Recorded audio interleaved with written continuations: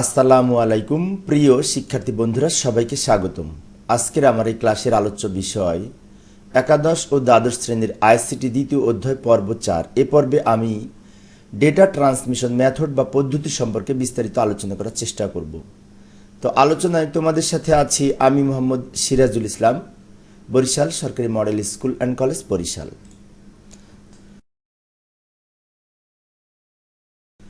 তো লক্ষ্য করি, প্রথমে আমরা জানবো ডেটা ট্রান্সমিশন মেথড বা পদ্ধতি বলতে কি বুঝি।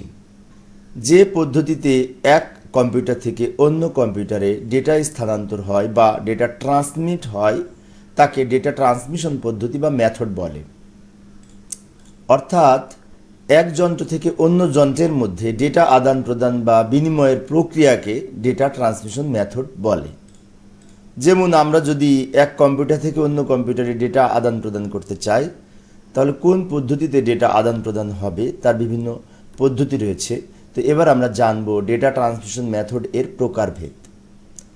তো লক্ষ্য করি, ডেটা ট্রান্সমিশন মেথড সাধারণত দুই প্রকার, যথাক্রমে প্যারালাল বা সমান্তরাল ডেটা ট্রান্সমিশন এবং সিরিয়াল বা অনুক্রম ডেটা ট্রান্সমিশন।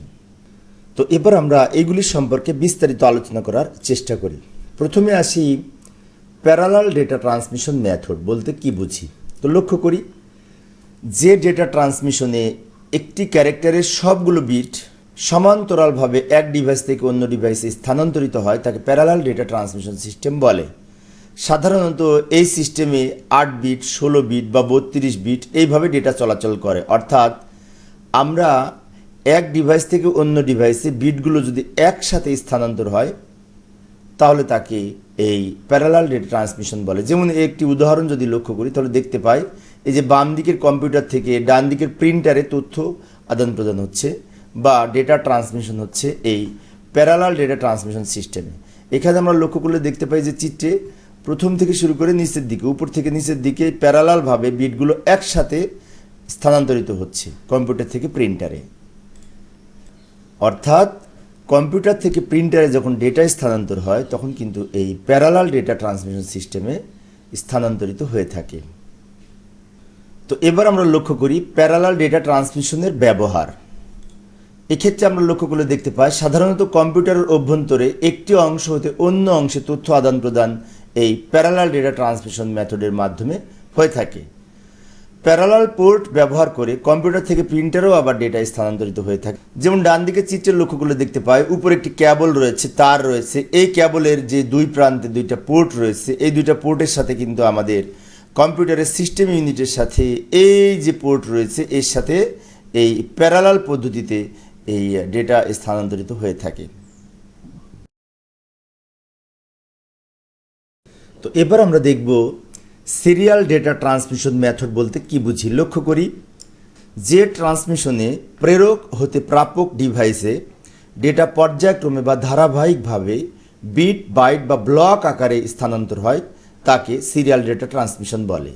অর্থাৎ এই যে নিচের চিত্রটি আমরা লক্ষ্য করলে দেখতে পাই, এক কম্পিউটার থেকে বা এক ডিভাইস থেকে অন্য ডিভাইসে ডেটাগুলি যখন স্থানান্তর হবে তখন এই সিরিয়ালি স্থানান্তর হবে, অর্থাৎ পর্যায়ক্রমে ধারাবাহিকভাবে স্থানান্তর হবে। তো এই ধরনের ট্রান্সমিশন সিস্টেম সাধারণত দূরবর্তী অবস্থানে থাকা ডিভাইসগুলোর মধ্যে ব্যবহার করা হয়ে থাকে এবং প্রতিটি বিট ট্রান্সমিশনের জন্য আলাদা আলাদা ক্লক পালস ব্যবহৃত হয় এই সিরিয়াল ডেটা ট্রান্সমিশনের ক্ষেত্রে। তো সিরিয়াল ডেটা ট্রান্সমিশনের ব্যবহার যদি লক্ষ্য করি তাহলে দেখতে পাই, দূরবর্তী অবস্থানের ডিভাইসগুলোর মধ্যে, যেমন কম্পিউটার থেকে কম্পিউটারে, কম্পিউটার থেকে মোডেমে বা মোবাইলে ইত্যাদিতে সিরিয়াল ডেটা ট্রান্সমিশন পদ্ধতি ব্যবহার করা হয়ে থাকে এবং সিরিয়াল ডেটা ট্রান্সমিশন পদ্ধতিতে ডেটার আদান প্রদান হয়ে থাকে। সিরিয়াল ডেটা ট্রান্সমিশন মেথডের কিছু বৈশিষ্ট্য যদি লক্ষ্য করি তাহলে দেখতে পাই, ডেটা ট্রান্সমিশন হওয়ার সময় অবশ্যই দুটি কম্পিউটার বা ডিভাইসের মধ্যে একটি সমঝোতা থাকা দরকার যাতে সিগন্যাল বিটের শুরু এবং শেষ বুঝতে পারে। কারণ বিটের শুরু এবং বিটের শেষ যদি বুঝতে না পারে তাহলে গ্রহীতা কম্পিউটার সিগন্যাল থেকে ডেটা পুনরুদ্ধার করতে বা গ্রহণ করতে পারে না। এই সিগন্যাল পাঠানোর সময় বিভিন্ন বিটের সমন্বয়ের জন্য ব্যবহৃত পদ্ধতিকে সিনক্রোনাইজেশন বলে। তো এই হচ্ছে সিরিয়াল ডেটা ট্রান্সমিশন মেথডের কিছু বৈশিষ্ট্য। তো এবার আমরা দেখব সিরিয়াল ডেটা ট্রান্সমিশন মেথড এর প্রকারভেদ। লক্ষ্য করি, সিনক্রোনাইজেশনের উপর ভিত্তি করে সিরিয়াল ডেটা ট্রান্সমিশনকে 3 ভাগে ভাগ করা হয়ে থাকে, যথাক্রমে অ্যাসিনক্রোনাস ট্রান্সমিশন, সিনক্রোনাস ট্রান্সমিশন এবং আইসোক্রোনাস ট্রান্সমিশন মেথড।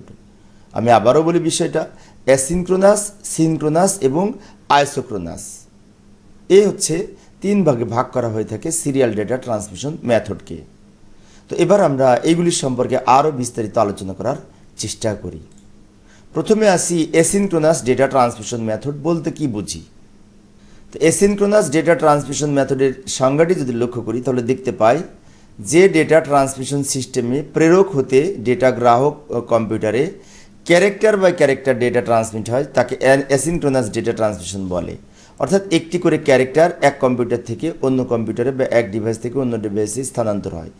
যেমন এই যে নিচের চিত্রে আমরা লক্ষ্য করলে দেখতে পাই, বাম দিকের কম্পিউটার থেকে ডান দিকের কম্পিউটারে যদি ডেটা আদান প্রদান হয় তাহলে এই ক্ষেত্রে প্রথমে আমরা লক্ষ্য করলে দেখতে পাই যে এ হচ্ছে একটি ক্যারেক্টার, 1 2 3 4 5 6 7 8, এখানে 8 বিটে এক ক্যারেক্টার জানি আমরা, এবং 8 বিটের সাথে আরও 2টি বা 3টি আমাদের বিট অতিরিক্ত দরকার হয়, স্টার্ট বিট এবং স্টপ বিট। কিছুক্ষণ পরে আমি আলোচনা করব সেগুলি। তো এই পদ্ধতিতে সাধারণত এক কম্পিউটার থেকে আরেক কম্পিউটারে একটি করে ক্যারেক্টার স্থানান্তর হয়, একটি করে অক্ষর স্থানান্তর হয় এই অ্যাসিনক্রোনাস ট্রান্সমিশন সিস্টেমে। এছাড়াও অ্যাসিনক্রোনাস ট্রান্সমিশনে পরপর 2টি ক্যারেক্টার প্রেরণের মাঝে বিরতির সময় সকল ক্ষেত্রে সমান নাও হতে পারে। তো এই যে লক্ষ্য করি আমাদের এইভাবে এই যে এক কম্পিউটার থেকে আরেক কম্পিউটারে একটি করে ক্যারেক্টার স্থানান্তর হয় এই অ্যাসিনক্রোনাস ডেটা ট্রান্সমিশন সিস্টেমে।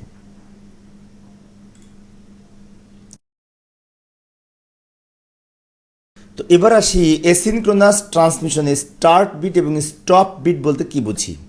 লক্ষ্য করি, ক্যারেক্টার ডেটার বিটগুলো স্থানান্তরিত হবার সময় অতিরিক্ত একটি স্টার্ট বিট এবং একটি বা 2টি স্টপ বিট যোগ করা হয়ে থাকে। যেমন এই যে নিচের চিত্রটি লক্ষ্য করি, এখানে মাঝখানের যে সাদা 8টি বিট রয়েছে, এই 8 বিটে একটি ক্যারেক্টার, এর পিছনে এই যে এই পিছনের দিকে স্টপ বিট ব্যবহার করা হয়েছে, 2টি ব্যবহার করেছি আমি, এবং এই যে ডান দিকে আবার স্টার্ট বিট ব্যবহার করা হয়েছে। অর্থাৎ এই স্টার্ট বিট এবং স্টপ বিটের কাজ হচ্ছে উক্ত স্টপ বিট পেলেই, অর্থাৎ স্টপ বিট পর্যন্ত পেলেই প্রাপক কম্পিউটার বুঝতে পারে যে ক্যারেক্টারগুলো আসা বা বিটগুলো আসা শেষ হয়েছে। অর্থাৎ স্টার্ট বিট এবং স্টপ বিটের মাধ্যমে উক্ত কম্পিউটার বুঝতে পারে যে, অর্থাৎ প্রাপক কম্পিউটার বুঝতে পারে যে স্টপ বিট পর্যন্ত আসা হলে বুঝতে পারে যে ক্যারেক্টারটি আসা সম্পূর্ণ হয়েছে। আবার এই অ্যাসিনক্রোনাস ডেটা ট্রান্সমিশনকে স্টার্ট এবং বা স্টপ ট্রান্সমিশন হিসেবেও আখ্যায়িত করা হয়ে থাকে। তো বিষয়টি একটি চিত্রের মাধ্যমে যদি আমরা লক্ষ্য করি তাহলে দেখতে পাই অ্যাসিনক্রোনাসের স্টার্ট এবং স্টপ বিট ব্যবহারের চিত্রের মাধ্যমে যদি বিষয়টি লক্ষ্য করি তাহলে দেখতে পাই এই যে উপরে লিখে রেখেছি, 8টি বিটের ক্যারেক্টারকে বা ডেটাকে ট্রান্সমিশনের পূর্বে সম্মুখে একটি স্টার্ট বিট এবং শেষে একটি বা 2টি স্টপ বিট সংযুক্ত করা হয়। ফলে প্রতিটি কম্পিউটারে ওই 8 বিটের সাথে আরও যদি স্টার্ট বিট এবং স্টপ বিট যোগ করি তাহলে আমাদের মোট বিটের সংখ্যা হয় 10টি বা 11টি। যেমন এই যে নিচে চিত্রটি লক্ষ্য করলে দেখতে পাই, এ হচ্ছে একটি ক্যারেক্টার যার জন্য 8টা বিট এই যে মাঝখানে বরাদ্দ। তো এই 8টা বিট আমরা যদি মনে করি এই বামের ল্যাপটপ থেকে ডান দিকের ল্যাপটপে অ্যাসিনক্রোনাস ডেটা ট্রান্সমিশনের মাধ্যমে স্থানান্তরিত যদি হয় তাহলে সেই ক্ষেত্রে এই স্টপ বিটে যে শেষে আমি একটি স্টপ বিট ব্যবহার করেছি 0 এবং প্রথমে একটি স্টার্ট বিট ব্যবহার করেছি 1। তো এখানে 1 বা 0 হচ্ছে বিট, আমরা জানি বিট হচ্ছে বাইনারি ডিজিট। তাহলে এইবার আমরা লক্ষ্য করি কিভাবে যাচ্ছে, এই যে লক্ষ্য করি এই ল্যাপটপ থেকে বাম দিকের ল্যাপটপ থেকে ডান দিকের ল্যাপটপে এই অতিরিক্ত স্টার্ট এবং স্টপ বিট সহ একটি ক্যারেক্টার যাচ্ছে। আমি আবার থামাই দিলাম, বিষয়টি লক্ষ্য করি, এই যে স্টার্ট বিট এবং স্টপ বিট সহ টোটালটা এই যে ল্যাপটপ থেকে ডান দিকের ল্যাপটপে যাচ্ছে। এইভাবে এই অ্যাসিনক্রোনাস ডেটা ট্রান্সমিশন সিস্টেমে স্টার্ট বিট এবং স্টপ বিট সহ character by character data transmission হয়ে থাকে। তো এবার আমরা দেখব অ্যাসিনক্রোনাস ডেটা ট্রান্সমিশনের ব্যবহার। লক্ষ্য করি পাঞ্চ কার্ড বা কিবোর্ড থেকে কম্পিউটারে ডেটা স্থানান্তরের ক্ষেত্রে এই অ্যাসিনক্রোনাস ডেটা ট্রান্সমিশন পদ্ধতি ব্যবহার করা হয়ে থাকে। এছাড়াও কম্পিউটার থেকে পাঞ্চ কার্ডে ডেটা স্থানান্তরের ক্ষেত্রেও এই অ্যাসিনক্রোনাস ডেটা ট্রান্সমিশন পদ্ধতি ব্যবহার করা হয়ে থাকে। অ্যাসিনক্রোনাসের আরও কিছু ব্যবহার লক্ষ্য করি। সাধারণত কম্পিউটার থেকে প্রিন্টারেও ডেটা স্থানান্তর করার সময় এই পদ্ধতি ব্যবহার করা হতে পারে। তো এবার আমরা দেখব অ্যাসিনক্রোনাস ডেটা ট্রান্সমিশনের সুবিধা। ডেটা ট্রান্সমিশনের জন্য কোনো প্রাইমারি স্টোরেজ ডিভাইসের প্রয়োজন হয় না। অর্থাৎ আমরা জানি আরও যে সমস্ত সিস্টেম রয়েছে, যেমন synchronous data transmission system, isochronous data transmission system, সেই ক্ষেত্রে এই প্রাইমারি স্টোরেজ ডিভাইসের প্রয়োজন হয়। কিন্তু এই অ্যাসিনক্রোনাস ডেটা ট্রান্সমিশন সিস্টেমে কোনো প্রকার প্রাইমারি স্টোরেজ ডিভাইসের প্রয়োজন হয় না। ইনস্টলেশন খরচ কম এবং জটিল সার্কিট ছাড়া এটি বাস্তবায়ন করা যায়, এটিও একটি সুবিধা। এছাড়াও ইন্টারনেট হতে প্রাপ্ত ডেটা মডেম হতে কম্পিউটারে ব্যবহারের ক্ষেত্রে বা অল্প অল্প ডেটা ট্রান্সমিশনের যেখানে প্রয়োজন হয়, সেই ক্ষেত্রে এই অ্যাসিনক্রোনাস ডেটা ট্রান্সমিশন পদ্ধতি অধিক উপযোগী। প্রেরক এবং গ্রাহক যে কোনো সময় ডেটা স্থানান্তর করতে পারে এই অ্যাসিনক্রোনাস ডেটা ট্রান্সমিশন সিস্টেমে। তো এবার আসি অ্যাসিনক্রোনাস ডেটা ট্রান্সমিশনের কিছু অসুবিধা রয়েছে, লক্ষ্য করি। একবারে বেশি ডেটা পাঠানো যায় না অ্যাসিনক্রোনাস ডেটা ট্রান্সমিশন সিস্টেমে। অতিরিক্ত বিট ব্যবহার করা হয় বলে সিনক্রোনাইজেশন ট্রান্সমিশনের তুলনায় এর দক্ষতা তুলনামূলক কম এবং গতি কম। অর্থাৎ এই ডেটার ট্রান্সমিশনের ক্ষেত্রে তুলনামূলক অন্যান্য পদ্ধতির তুলনায় এর গতি কম হয়ে থাকে।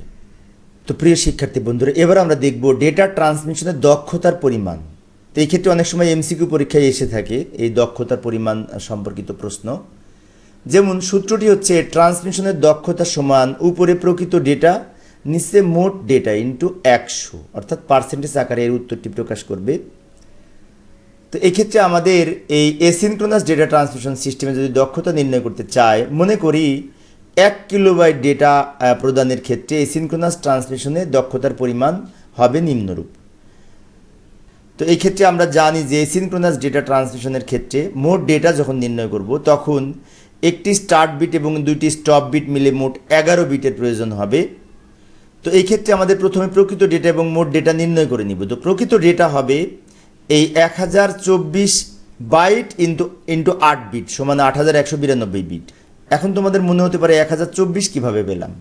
আমরা জানি যে 1024 বাইট 1 কিলোবাইট, আবার 1 বাইট সমান 8 বিট, সেই জন্য 1024কে 8 দিয়ে গুণ করলে 8192 বিট হবে। এ হচ্ছে প্রকৃত ডেটা। এবং মোট ডেটার ক্ষেত্রে আমাদের এই 1024কে 11 দিয়ে গুণ হবে, কেননা আমরা জানি যে এইখানে লিখেছি আমরা একটি স্টার্ট বিট এবং দুইটি স্টপ বিট সহ মোট 11 বিটের প্রয়োজন হবে, সেজন্য 11 দিয়ে গুণ করে আমরা এই বিটের সংখ্যা পেয়েছি। এবার আমরা অ্যাসিনক্রোনাসের দক্ষতা যদি নির্ণয় করতে চাই, তাহলে এই প্রকৃত ডেটার পরিবর্তে লিখব 8192 এবং মোট ডেটার পরিবর্তে লিখব 11264। তারপরে যদি আমরা এই সমন্বয় করি বা সমাধান করি ক্যালকুলেটরের মাধ্যমে, তাহলে আমরা উত্তর পাবো এই 72.73%। তো এইভাবে আমরা এই অ্যাসিনক্রোনাস ডেটা ট্রান্সমিশন সিস্টেমে এই ট্রান্সমিশন দক্ষতার পরিমাণ নির্ণয় করতে পারি। তো প্রিয় শিক্ষার্থী বন্ধুরা, ক্লাসটি অনেক লম্বা হয়ে যাচ্ছে। আমার পরবর্তী ক্লাসের আলোচ্য বিষয় হচ্ছে সিনক্রোনাস ডেটা ট্রান্সমিশন পদ্ধতি বলতে কি বুঝি, সেই সম্পর্কে আমি বিস্তারিত আলোচনা করার চেষ্টা করব। দেখার আমন্ত্রণ রইল। তো পরিশেষে সবাই ভালো থাকবে এবং সুস্থ থাকবে এই কামনায়। খোদা হাফেজ।